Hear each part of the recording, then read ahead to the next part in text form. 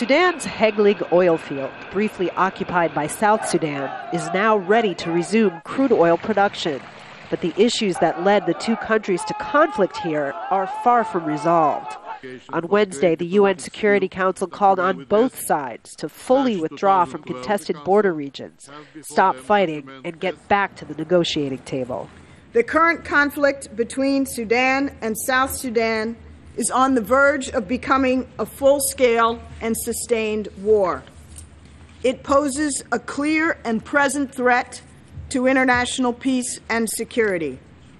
Following a timeline laid out by the African Union, the Security Council resolution threatens economic sanctions if the two countries don't conclude negotiations on key issues in 3 months, including the sharing of oil revenues, the status of nationals, resolution of border disputes, and which country can claim the oil-rich Abyei region.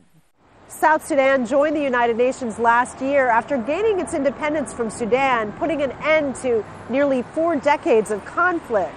The resumption of hostilities has raised the concern of the international community. Even China and Russia, two countries that are often reluctant to impose sanctions, signed on to the Security Council action. China buys oil from both countries. China is deeply worried about the recent deterioration between the two countries.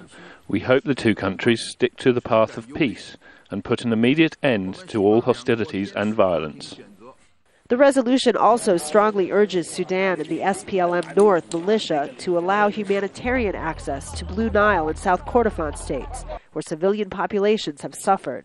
Sudan and South Sudan accepted the international agreement despite reservations, but after years of conflict, the proof will be in their actions. Kristen Saloomy, Al Jazeera, the United Nations.